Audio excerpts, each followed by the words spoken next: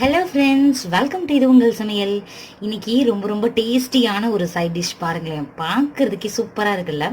சப்பாத்தி, இட்லி, பூரி இல்லை ரசம் சாதம், சாம்பார் சாதம் எல்லாத்துக்கூடையுமே பெஸ்ட்டு காம்பினேஷனாக இருக்கும். செய்கிறதும் ரொம்ப ரொம்ப ஈஸி, டேஸ்ட்டோ பிரமாதமாக இருக்கும். என்னடா நான் இத்தனை தடவை சொல்கிறேன்னு பார்க்காதீங்க, நீங்கள் செஞ்சு பாருங்கள், நீங்களே சொல்லுவீங்க. சரி, நான் சப்பாத்தி கூட வச்சு சாப்பிட போகிறேன். ரொம்ப ரொம்ப ஈஸியான இந்த கிரேவி, இப்படி இது ரொம்ப லிக்யூடெல்லாம் பண்ணலை, கொஞ்சம் திக்காக தான் பண்ணியிருக்கேன். உங்களுக்கு வேணும் அப்படின்னா லிக்யூடாகவும் செஞ்சுக்கலாம். சரி வாங்க, உருளைக்கிழங்கு கிரேவி ரொம்ப ஈஸியாக எப்படி பார்க்கலாம் அப்படின்னு சொல்லிட்டு சட்டுன்னு பார்த்துடலாம். ஒரு கடாய் எடுத்துக்கலாம். எடுத்துட்டு அதில் 2 டீஸ்பூன் எண்ணெய் சேர்த்துக்கோங்க. எண்ணெய் சூடாயிடுச்சு. இதில் ஒரு பிரியாணி இலை சேர்த்துக்கலாம். 1 டீஸ்பூன் சோம்பு, கொஞ்சமாக கல்பாசு, அப்புறம் நட்சத்திர சோம்புன்னு சொல்லுவோம் இல்லையா, அது கொஞ்சம், பட்டை கொஞ்சம். இப்போ இது எல்லாத்தையுமே சேர்த்துடலாம்.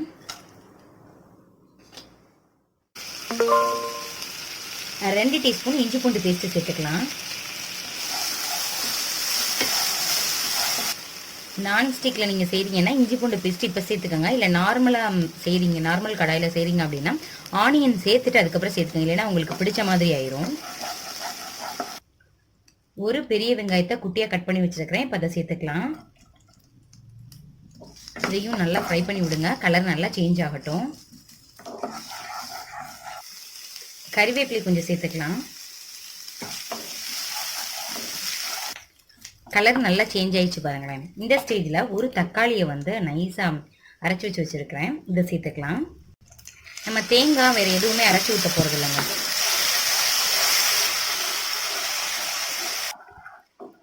நெக்ஸ்ட்டு மசாலா ஐட்டம் எல்லாம் சேர்த்துடலாம். 1 டீஸ்பூன் மிளகாய்த்தூள் சேர்த்துக்கோங்க. 1/2 டீஸ்பூன் சீரகத்தூள், கரம் மசாலா 1/2 டீஸ்பூன், மஞ்சள் தூள் 1/4 டீஸ்பூன் சேர்த்துட்டு பச்சை வாசனை போகிற அளவுக்கு நல்லா அதை மிக்ஸ் பண்ணி விடுங்க. கொஞ்சமாக 1/4 டம்ளர் தண்ணி மட்டும் சேர்த்துக்கிறேன். கிரேவிக்கு தேவையான அளவு உப்பு சேர்த்துக்கலாம்.